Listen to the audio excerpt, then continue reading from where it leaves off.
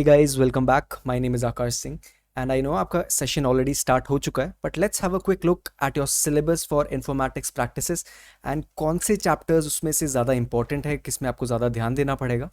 सो आपका जो सिलेबस है it broadly covers 4 parts. The first part is of computer system. What are the various hardwares which are connected to computer system. कौन से आप उसमें softwares डालते हो, रैम क्या होता है, जीपीयू क्या होता है and all those things. The second part it deals with Python programs. So programming in general आप बहुत सारे लैंग्वेजेस में कर सकते हो बट इन योर सिलेबस आपको पाइथन प्रोग्रामिंग सीखनी पड़ेगी. So with in a program there are various kind of data types जो आपको देखने होंगे.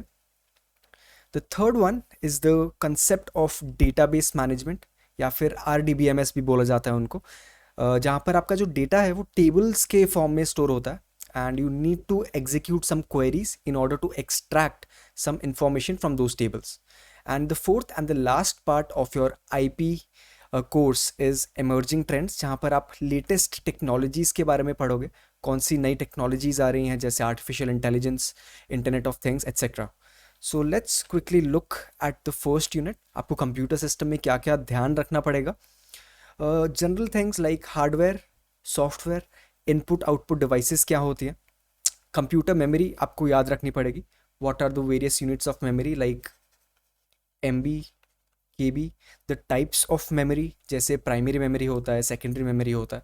आपका जो डेटा है अगर वो डिलीट हो जाए तो उसको रिकवर कैसे किया जाता है, आपका डेटा स्टोर कैसे होता है, वो सब आप कंप्यूटर मेमोरी में देखोगे.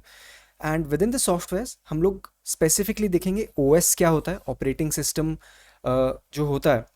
What are the various uses of operating system? How is it used? What are the advantages?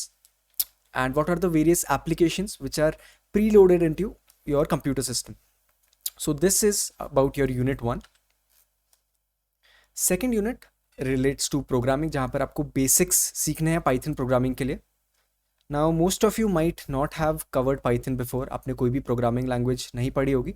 So we will be beginning from the exact point जहाँ पर आपको बेसिक्स सिखाए जाएंगे. कीवर्ड्स क्या होता है, वेरिएबल्स क्या होता है, how do you create a program, what is input and output statements. Then we will move on to control statements, if else, while loop, for loop. Lists and dictionaries are types of data जो आप use करते हो programming में. Unit 3 में आपको RDBMS सिखाया जाएगा जहाँ पर आप डेटाबेस कंसेप्ट देखोगे. How do you store data with in tables. जो रिलेशनल डेटा मॉडल है, why is it called relational. हम लोग MySQL देखेंगे, how to create a database. And उसके बाद हम लोग थोड़ी क्वेरीज देखेंगे. Now just like Python programming, यहाँ पर आप SQL प्रोग्रामिंग करोगे और बेसिकली SQL क्वेरीज लिखोगे जिससे आप डेटा आप किसी भी टेबल से एक्सट्रैक्ट कर सकते हो. So there are 3 types of queries: data definition query, a data manipulation query, and the fourth one is introduction to emerging trends. Now this is a very interesting chapter जहाँ पर आपको latest tech के बारे में सिखाया जाएगा. Not only artificial intelligence, machine learning, NLP, but also what is big data, internet of things क्या होता है, आपके कैसे devices एक दूसरे से connect करते हैं, how do sensors work. And आपने ये भी सुना होगा स्मार्ट सिटीज़ आ रही हैं इंडिया में काफ़ी. What is a smart city? How is cloud computing helpful, cloud services क्या होता है, ब्लॉकचेन टेक्नोलॉजी, हम लोग बिटकॉइन देखते हैं, जो हम लोग क्रिप्टो करेंसी देखते हैं, उसके बारे में भी पढ़ा जाएगा.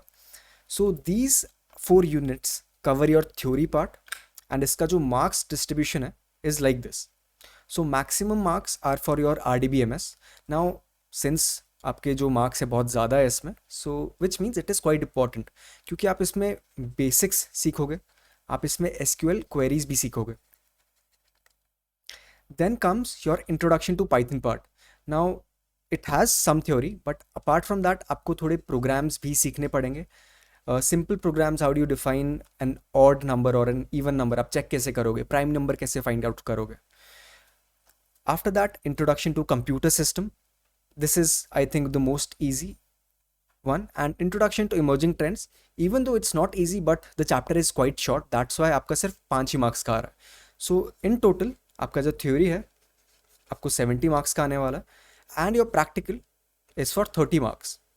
सो इन टोटल आपके 100 मार्क्स बनेंगे. सो लेट्स सी कि जो प्रैक्टिकल पार्ट है उसमें आपको क्या क्या चीज़ें करनी पड़ेंगी. Maximum marks are for solving problems using Python programming language, जहाँ पर आपको लैब्स में क्वेश्चन सॉल्व करने पड़ेंगे यूजिंग पाइथन प्रोग्रामिंग. 7 मार्क्स आपको आने वाले हैं माई एसक्यूएल से, आपको क्वेरीज लिखनी होंगी. So these two are basically और प्रैक्टिकल जो आपको लैब्स में करना है. This one is regarding your practical file, जहाँ पर आपको 14 Python programs and 14 SQL queries लिखनी पड़ेंगी.